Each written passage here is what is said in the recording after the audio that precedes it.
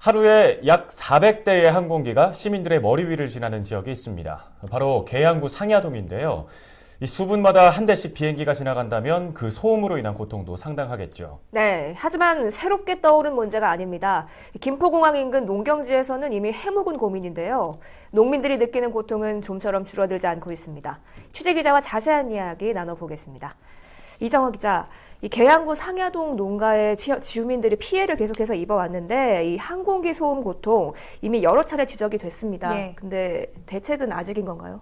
네, 맞습니다. 헬로티비 뉴스에서는 지금으로부터 정확히 1년 전에도 이 지역에 찾아가서 고통을 호소하는 주민들을 만났습니다. 시간이 흘렀지만 여전히 해결된 건 없었습니다.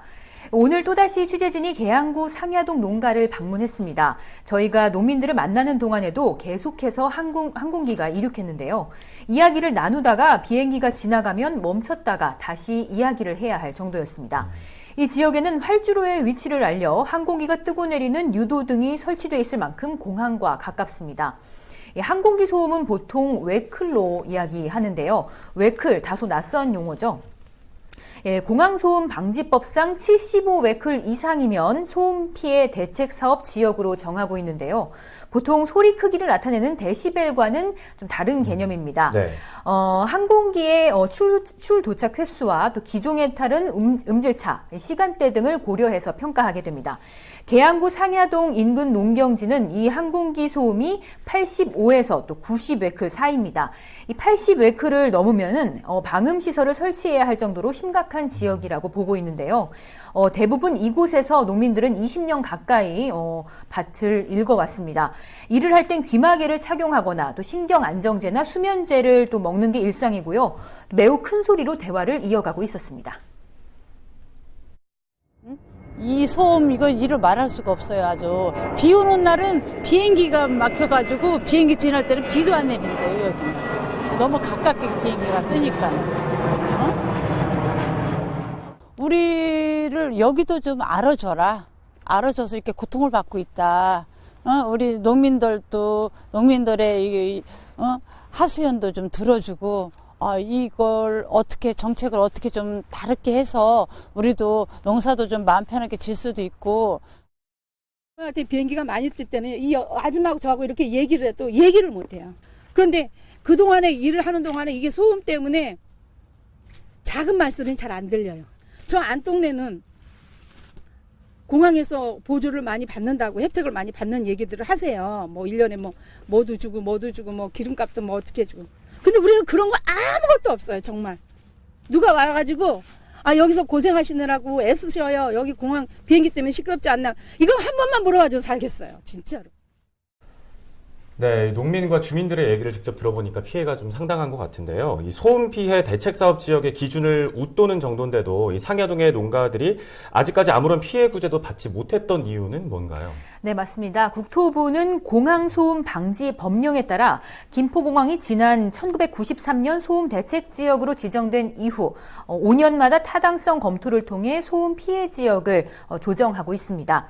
그리고 지난해에는 김포공항의 항공기의 운항 편수가 점차 증가하고 또 항공기도 대형화됨에 따라서 공항 주변의 피해 지역 범위도 확대했습니다. 소음 대책 사업 대상 가구에는 전용 면적에 따라 방음을 위한 창문 교체, 또 냉방시설 설치, 전기료 등을 정부가 지원하고 있습니다. 하지만 이것들은 모두 주변 가구를 대상으로 할 뿐 농경지에는 애시당초 지원 대상으로 포함되지 않습니다. 네. 이 지역의 소음은 소음 피해 대책 사업 지역의 기준을 웃도는 정도였지만 포함되지 못한 겁니다. 네, 이번에 반가운 소식이 들렸어요. 예. 네, 인천시에서 24시간 항공기 소음 피해 대책을 발표한 건데요. 이번에는 계양구 상야동 농민들도 피해 구제를 받을 수 있는 건가요? 네, 국내에서 유일하게 24시간 항공기가 운항하는 지역이 바로 인천입니다. 현재 인천공항은 하루 980여 대가 또 김포공항은 하루 390여 대의 항공기가 운항되고 있습니다. 사진처럼 이 소음 노출 면적이 이 10년 뒤에는 지금보다 약 35% 정도 늘어날 것이라는 조사 결과가 나왔습니다.